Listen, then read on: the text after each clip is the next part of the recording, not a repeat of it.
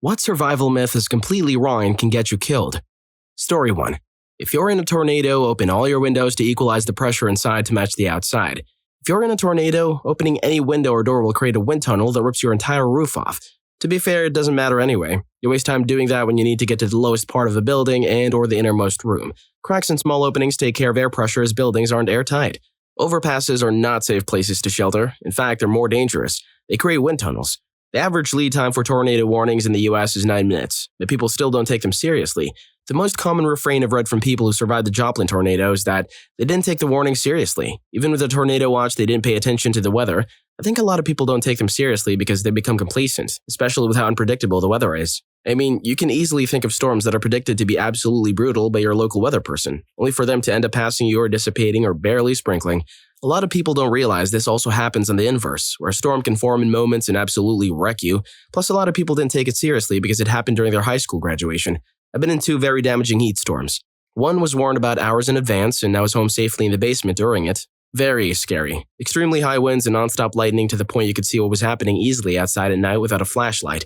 The other one formed so fast that there wasn't even a tornado watch or severe weather alert, but we still got hit by an EF1. The only warning I had was because I looked out a window and saw the clouds. Well, to be fair, 99% of the time when a tornado siren goes off, you don't get hit by a tornado. Someone might get it, but it's usually not going to be you. Story 2. My cousin has. Horrible luck. One time when we were playing in the front yard, he went barefoot and he ended up stepping on a knife someone had lost during the 4th of July and went through the lawnmower so the blade was sticking straight up. He was hopping around and he reached down to pull it out, so I pinned him with his injured foot in my shoulder and both my legs wrapped around his to keep him from getting loose. My mom came running out about a minute later and she called 911. The knife was less than an inch from an artery in his foot. If he'd pulled on it like he wanted to, it had probably ended him before we could get him to help. These days, I'm paranoid about pulling out splinters. I talked to my sister about this because she'd witnessed it. According to her, right before I tackled him, I yelled something along the lines of, "Blood! No artery! Logan, blood! End! Which I freaked her out at the time, which is why they didn't move. Since this is what people keep asking about first, I tackled him to the ground. He landed face first with his feet in the air. I stood up and was about to get on top of him to pin him that way when I randomly remembered a wrestling position I saw on TV the other night and thought that would work better because he wouldn't be able to reach his foot. So before he could get his bearings, I flipped him over and got in a sitting position. I grabbed his leg to hoist it over my shoulder, my legs wrapped around his, and I held on for dear life as he started to try to get loose. We're the same age, but I'm a girl, and he's about a head taller and at least 15 pounds heavier, so yeah, the fact I got him in that position and held him there is a bit of a brag, not gonna lie. Story 3. When you're a girl and you're running away from a criminal through the woods, don't constantly look in the opposite direction you're running. This will definitely lead you tripping and falling. If you do trip and fall, don't lay there crying and wiping your hair out of your face. This will definitely give the person the opportunity to catch up with you. Similarly, when running away from a car or a giant wheel, don't run in the direction that the pursuer is traveling. This will definitely keep you in the direct path of the pursuer. Instead, veer to either the right or the left of the path of the pursuer. If you're the beautiful wife and children of a protagonist, do not sit around the breakfast table in a lovely sunny morning talking about how happy you are together, and this is key to any middle school or high school loved ones. Do not make eye-rolling and or snarky remarks about what a doofus your dad is. This will definitely lead to your family being either gone forever or that same day. Story 4.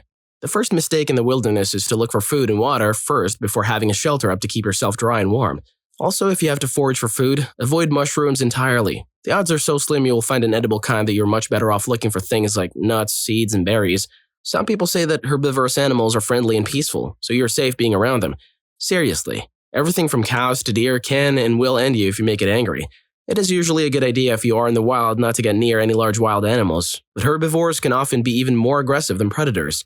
If a predator attacks you, you have a fairly good chance of scaring it off, especially if it's smaller than you, because it's likely only looking for food. If a herbivore attacks you, you're screwed because it genuinely wants to get rid of you. Predators have to conserve their energy for a hunt, so they pick and choose their fights. With herbivores, on the other hand, it pays to be a paranoid xenophobe. Here's a fun proverb. Every morning, a gazelle wakes up in Africa and it knows it must outrun the fastest lion or it will be eaten. Every morning, a lion wakes up and knows it must run faster than the slowest gazelle or it will starve to its demise. It doesn't matter if you're a lion or you're a gazelle. When the sun comes up, you better start running. That's true. Hippos are pretty chill but will mess you up. Shh, here's a little secret for you. This video is sponsored by none other than me and my team at Rufus Rugs. We're the masters of creating custom, hand-tufted rugs that capture who you truly are. Whether you want to transform one of our intriguing thumbnails into a rug, for a friend, obviously, or you're craving a room makeover with awesome anime-inspired designs, we've got your back. Oh, and did I mention, each and every rug is skillfully handcrafted by me and my friends. No BS dropshipping gimmick here. You'll be blown away by your rug. Hit the first link in the description to learn more. Story 5. Just because water looks clean doesn't mean it is. You've got to boil it or distill it to actually have clean water, or carry a modern filter like a Life Straw or Sawyer if you think there's even a remote chance you're going to be stranded with no potable water. I'll also add that drinking water is always a better option than going without water. If you're dehydrated but don't have a way to sanitize your water, drink the water anyway. There's a chance it will make you sick or maybe even end you in very rare cases, but dehydration will always end you. One thing to note about the Life Straw is that it doesn't actually offer full microbial or viral protection. I have one in my hiking or camping or survival bag, but I also carry water treatment drops. It's a good idea to use both at once. The straw for the particulate and the drops to get rid of any microorganisms or destroy viral cells. Story 6. Almost anything related to avalanches. Here are a few popular and false myths that they strike at random. Most avalanches that injure or end people are caused by those people, and they always show signs of instability, if you're paying attention. The problem is that there are lots of false positives, where the signs are there, the instability is there, but people just don't quite manage to trigger them. That you should be quiet to be safe from avalanches because they are caused by sound. Sound does not trigger avalanches. Even very loud sounds are nowhere near enough. Avalanche control is done with howitzers and dynamite charges. That you can get out of the way. Well, sure, of course, sometimes it's possible, but they can travel up to 60 miles per hour, and they can let loose across an entire slope all at once. By the time it slides, you are likely in it, and it's inescapable. That you can save yourself by swimming. Maybe for very small ones, but usually you're just being thrashed. I've heard it compared to being in a side-loading washing machine. That you can spit to tell which direction is up. You won't be able to see anything useful, and, gravity still works. But it's irrelevant because that relies on the next myth. That you can dig yourself out. Even if you are inches below the surface, it's very unlikely. The snow sets up very hard, very fast, as though you got caught up in a snowplow clearing a parking lot after a big snowstorm.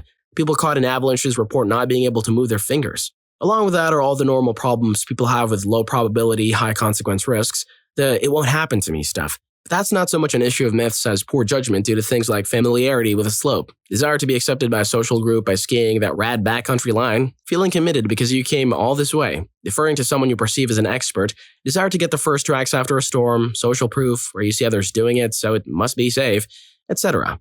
For people who choose to recreate an avalanche terrain, if they're smart, they're traveling with at least one other person, and everyone in the party is wearing a transceiver and carrying a portable shovel and probe. And everyone should have proper training on how to use these tools. The transceiver is used to approximate the buried person's location under the snow based on the signal their device is emitting. And the probe, 2.7 to 3 meters long skinny pole, is plunged strategically in the snow around your closest signal. When you feel your probe strike your friend's body, time to dig. Avalanche debris is heavy AF, so there is a strategy to this as well. And it's really nice to have at least one other person to speed things up. Hopefully you dig out your friend before they've been without air long enough to do serious damage. If you're out without a transceiver and you get buried deep enough that no one sees a hand or other body parts sticking above the snow, so they don't know where to look, you will suffocate. The search and rescue org might come with an avalanche rescue dog, but that takes time, and more often than not, it becomes a body recovery mission. The best way to avoid these scenarios is to avoid avalanche terrain if you're not trained, or if you choose to recreate there for ski touring or snowmobiling, practice companion rescue often. Take avalanche safety courses and make conservative terrain choices based on avalanche hazard ratings. Source: I do avalanche control work at a ski resort and backcountry ski recreationally in avalanche terrain. Story 7. Concerning frostbite, do not rub someone's frostbitten skin or pour hot water onto it to warm them up. Such measures will damage the skin even more severely. The fastest and safest method for warming up someone is direct animal heat, i.e. letting them put their frosty skin next to yours. Hey, if you can keep your digits by putting a cold hand on my belly, be my guest. I wasn't even close to frostbite, but I had to bike about 3 miles back to my campus in late fall. For context, I currently live at 7,000 feet elevation, so when the sun goes down, it gets cold. Anyways, I didn't bring gloves with me, and my friends took an Uber back to campus. Being an experienced cyclist, the trek wasn't hard, though I was on a dirt trail with pavement tires that didn't have any spares to swap out. A half hour of biking hard against the wind, and I couldn't feel or move my fingers, and I couldn't tell if I was switching gears or braking aside from the physical feedback from my bike. Finally made it back to my dorm, and after dropping my crap off, my first goal was to warm up my hands. Initially, I was like, warm water, yeah, but the second it touched my hand, it felt like it was boiling. Even the coldest setting in the faucet felt like my hands were burning. Don't remember how long it took me to thaw out my hands, but a few weeks later, I bought windproof gloves. The pain is probably heating your frozen hands under a warm tap. That's like having your bones explode for like 10 minutes. If you don't want to feel this pain ever, you better leave a like and subscribe to the channel. Story 8. Myth. The rubber tires on a vehicle will insulate you from the ground and protect you from lightning. Lightning doesn't stop for 2 feet of rubber.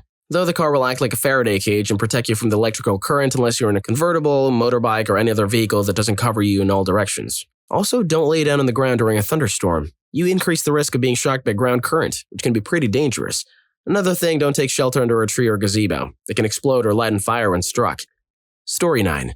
You can survive a moose attack. That's it. That's the myth, because no, you freaking can't. I walked between a mama and a baby moose in Alaska once by accident. That's something you never want to do. I was walking my dog and all I heard was a pounding noise. I turned and was being charged with a mama moose. I jumped behind the closest tree and played Ring Around the Tree for a couple of minutes. The snow was pretty deep and I was hoping I wouldn't trip and be stomped to no end. The dog was about 15 months old and he had hightailed it out of the middle of the lake and had his tail between his legs, shaking. A couple of years later, my parents were on a walk with the same dog and my dad got charged by a moose in a similar way. He jumped off the trail but immediately got stuck in the deep snow and figured he was about to be a dead man. That dog came running up and was biting and growling at the moose's face and chased it up the trail. Maybe he remembered moose equals bad? Story 10. Hit a snake fast with a shovel or end it by snapping it. If it bites you, suck the poison out or use a tourniquet. No, for f***'s sake. Australians are constantly bewildered by every other country's madcap insanity around this. We live with deadly snakes. Why do people do these things? Number 1, do not mess with a snake. Just leave it bloody alone. Magically, you don't get bitten. Number 2, if you mess with a snake, see point 1, we told you not to mess with it, call an ambulance. Use a broad pressure bandage to immobilize the whole limb. Never ever tourniquet a snake bite. You're reducing the natural lymph movement through broadly spread pressure, not trying to give them gangrene. The victim must not move unless carried. Don't touch your damn mouth to the wound. Don't wash it. Just freaking stop. Immobilize right at the time of the bite and circle the location outside of the bandage and wait for professional help. If you have to choose between walking or waiting if you're a long way from help, you wait. You're more likely to survive by not moving at all. Please, for the love of God, just leave it alone.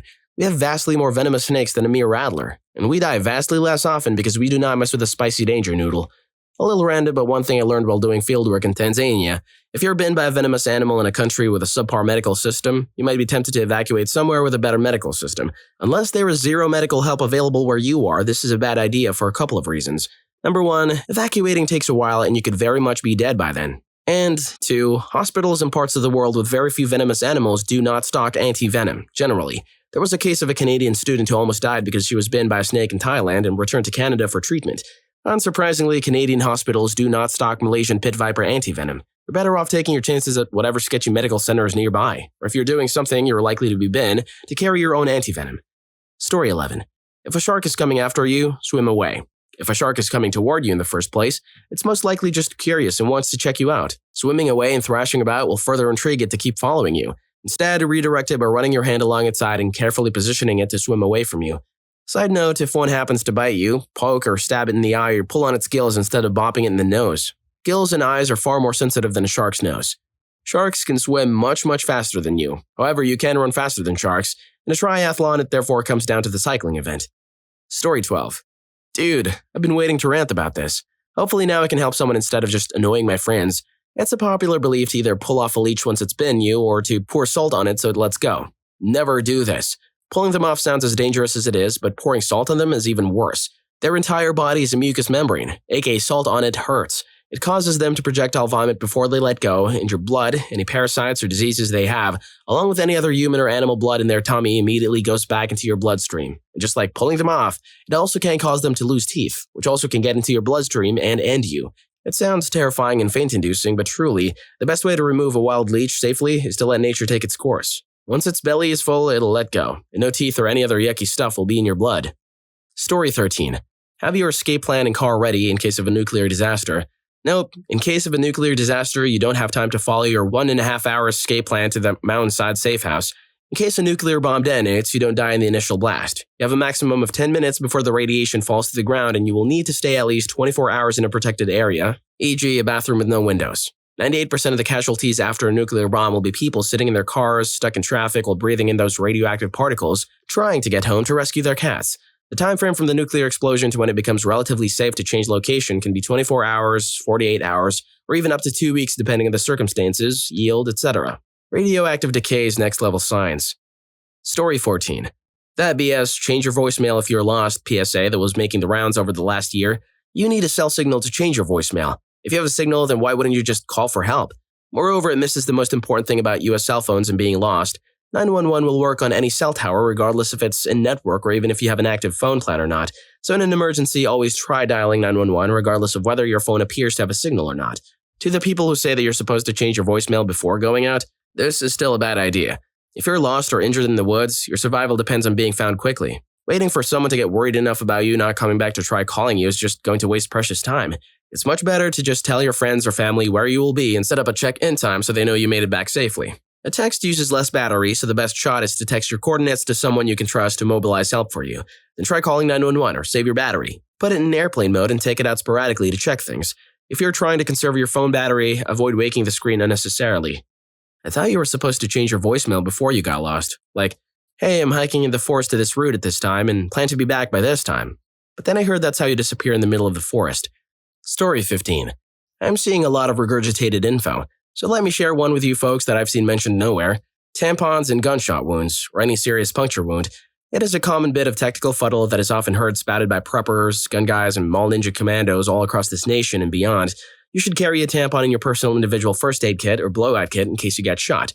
The theory is that the tampon is the perfect size and shape for a gunshot wound, so it'll be a very fast and convenient way to plug the hole. Only it doesn't work and it never could.